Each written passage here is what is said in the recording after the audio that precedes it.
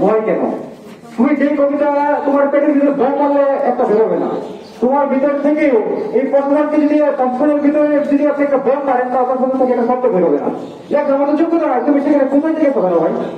তোমার যদি সাহিত্য বোঝার জানার কোন জ্ঞান নাই থাকে, তুমি কেন সাহিত্যের জায়গায় খুঁজাতে যাবা? তুমি চুপ থাকো, চুপ থাকলে তো ভালো হয়। কিন্তু তারা কি করলো, আমাদের এই সাহিত্যের যে বিষয়ে অংশটা রয়েছিল সেটা ভেঙে দিয়েছে। এটা খুবই দুঃখজনক। এমনকি আমি এখান থেকে বলতে চাই, কালকে যে সিটি কর্পোরেশনের যে সচিব আছেন উনি বলেছে আমাদের বিরুদ্ধে মানে আইনি ব্যবস্থা নিবে।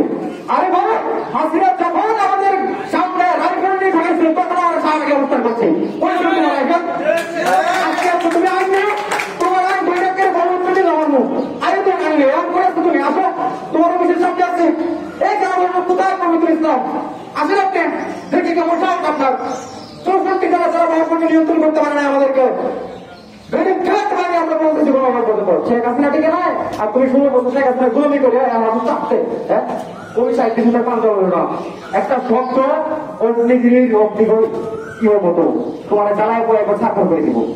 তো আমাদের সাথে পাঞ্জাবটাই শোনা, তোমরা যেখানে আসো আমাদের যে বিষয়টা আছে এই বিষয়টা সমাধান করে দাও অতি দ্রুত। আমাদের যে আগামী শুক্রবার আমাদের লিখনে যে আসর প্রতি নিয়মিত হয় সেই আসর যদি আমরা বসতে না পারি তাহলে ময়মনসিংহ থেকে কি করা যায়, শিল্পক্ষেত্রে কি করতে পারে, একজন কবি কি করতে পারে, একজন লেখক কি করতে পারে সেটা তোমার হারে হারে টের পাবা।